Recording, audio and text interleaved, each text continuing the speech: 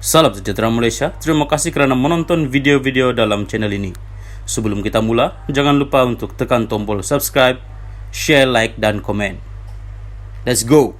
Salam sejahtera dan salam perpaduan berita seterusnya bertajuk Hadi, Malaysia Madini, Anwar jauh daripada ditunjukkan Rasulullah. Berita penuh. Presiden PAS Abdul Hadi Awang mendakwa konsep Malaysia Madini yang diperkenalkan oleh kerajaan hari ini adalah percubaan menipu rakyat dan seluruh dunia kerana ia terlalu jauh daripada makna sebenar yang ditunjukkan oleh Rasulullah. Dalam satu catatan di Facebook, Hadi berkata penubuhan kerajaan yang diterajui oleh Perdana Menteri Anwar Ibrahim hari ini mempunyai kelemahan ketara, terutama dalam kalangan pemimpin yang didominasi oleh wakil rakyat bukan Islam. Kerajaan campuran ini bercampur aduk pula dengan pelbagai ideologi seperti kalangan liberal, puak ekstrim berhaluan kiri maupun kanan, serta kalangan oportunis. Malah mereka disertai oleh kalangan yang dipertikai integritinya seperti bekas banduan, kluster mahkamah, kronisme dan nepotisme yang menjadi gejala dalam kerajaannya. Betapa mereka adalah paling jauh daripada ciri-ciri Madini yang mampu mencipta kemajuan yang positif dan jauh daripada konsep Al-Din yang wajib menjadi panduan, katanya. Menurut Hadi, Anwar hanya melantik kepimpinan negara daripada kalangan mereka yang menang tipis dalam pilihan raya umum ke-15 yang lalu dengan sokongan bukan Islam dan bukannya masyarakat Islam yang mendominasi penduduk negara. Malah dakwanya, ketirisan dalam kerajaan hari ini semakin ketara susulan pelbagai pendedahan membabitkan salah laku. Makin hari, makin terdedah perkara-perkara yang melibatkan soal salah laku. Sehingga beberapa orang pemimpin dan komponennya sendiri membuat teguran secara terbuka kepada media melalui lisan dan tulisan menyentuh prinsip dan integriti yang menggoncangkan kedudukan mereka. Keadaannya tidak mampu ditutup dengan alasan kenyataan dan tindakan menyerang parti lawan dengan tujuan menutup kelemahan mereka, katanya. Walaupun tidak menyebut sebarang nama, Hadi dipercayai merujuk tindakan SPRM membekukan akaun bersatu bagi membantu siasatan di bawah Akta Pencegahan Pengubahan Wang Haram dan Pencegahan Pembiayaan Keganasan.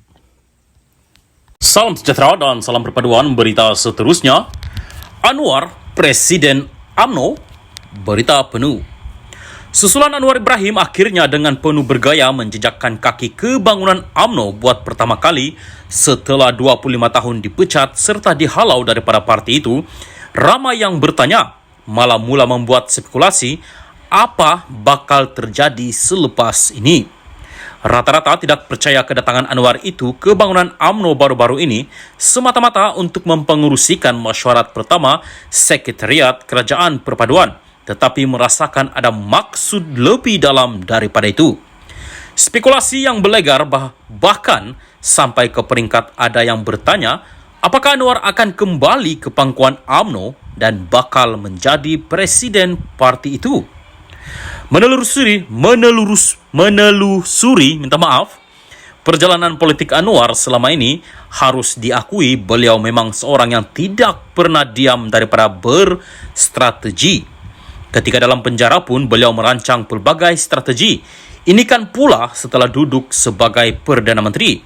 Secara umumnya, selain untuk mempengerusikan mesyuarat Sekretariat Kerajaan Perpaduan, setujunya Anwar dengan mesyuarat itu diadakan di bangunan UMNO bukanlah secara kebetulan atau disebabkan tiada pilihan premis yang lain. Tetapi sebagai Perdana Menteri yang suatu ketika dahulu pernah dipecat daripada UMNO, selain untuk menunjukkan hubungan dan penerimaan parti itu terhadapnya, kesediaan Anwar merendah diri hadir ke bangunan UMNO disertai sekali lagi merendah diri dengan sedia sekadar menjadi makmum solat maghrib yang diimamkan Dr. Ashraf Wajdi Desuki. Beliau dengan sendirinya terlihat amat mengagumkan.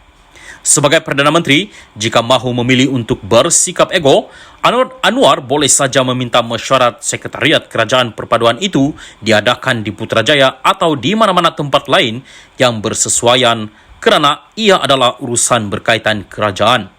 Tambahan lagi, DAP yang barangkali masih janggal untuk memijak pejabat UMNO turut sama hadir dalam mesyuarat itu. Begitu juga sebagai pemimpin gerakan Islam yang memang biasa menjadi imam solat sejak dulu lagi, tiada masalah dan tidak bersalah jika Anwar memilih untuk menjadi imam solat maghrib di bangunan UMNO itu. Namun, kerana jiwa besar dan sebahagian adab menghormati tuan rumah, memilih menjadi makmum adalah lambang pekriti dirinya yang terpuji. Apapun, kunjungan Anwar ke bangunan UMNO buat pertama kali ini disertai ramai ahli UMNO sendiri teruja dan mengambil kesempatan bergambar dengannya. Spekulasi mengenai kehadiran beliau itu dan hubungan PKR dengan UMNO terus menjadi bualan di sana-sini sampailah sekarang. Tambahan lagi, berdasarkan situasi pasca PRU15 lalu, PKR dan UMNO sebenarnya bukan saja saling memerlukan untuk menubuhkan kerajaan, malah juga untuk masa depan kedua-dua parti itu. Berdasarkan keputusan PRU15 lalu, PKR dan Anwar dilihat amat memerlukan UMNO untuk menjamin Presiden PKR itu kekal lebih lama sebagai Perdana Menteri, manakala UMNO pula memerlukan PKR dan PH untuk berkongsi sokongan bukan Melayu dan agar terus berada dalam kerajaan di sebalik sokongan Melayu makin merosot yang diterimanya. Untuk itu, pilihan untuk Anwar menjadi Presiden UMNO selepas ini adalah pertimbangan yang rasional, matang serta sehat demi masa depan kedua-dua parti ke arah kestabilan negara yang menyeluruh. Pun begitu, untuk menjadi Presiden UMNO, Anwar mestilah terlebih dahulu kena membawa PKR bergabung dengan UMNO sebagai sebuah parti yang lebih besar.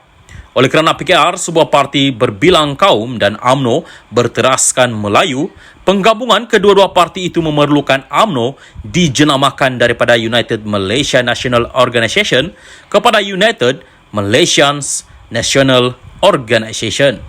Walaupun UMNO berteraskan Melayu, tetapi menukarnya kepada pelbagai kaum tidak sepatutnya menjadi masalah kerana selepas penggabungan dengan PKR itu masih meletakkan pemimpin Melayu sebagai dominan dan peneraju utama dalam kepimpinannya. Ia tiada beza seperti mana UMNO sejak sekian lama telah memasarkan BN yang pelbagai kaum kepada pengundi ketika PRU yang melambangkan ia adalah parti yang tidak lari daripada jiwa Malaysia yang berbagai kaum serta agama. Mustahaknya, bunyi dan sebutannya tetap UMNO. Malah dengan 3 kaum utama berada dalam sebuah parti bernama UMNO yang diberi jenama baru itu lebih melambangkan keikhlasan sejati dalam merukunkan hubungan kaum di negara ini berbanding amalan dalam BN selama ini. Yang penting, apabila PKR dan UMNO bergabung dengan Anwar sebagai Presiden dan Zahid Hamidi sebagai timbalan Presiden, parti itu bukan saja bertambah besar dan kuku untuk mendepani cabaran masa depan, bahkan kembali menerajui kerajaan bersekali dengan jawatan Perdana Menteri dan timbalan Perdana Menteri secara sendirinya juga menjadi milik parti itu sebagaimana tradisinya sejak merdeka lagi. Tidakkah ia suatu kebanggaan buat UMNO?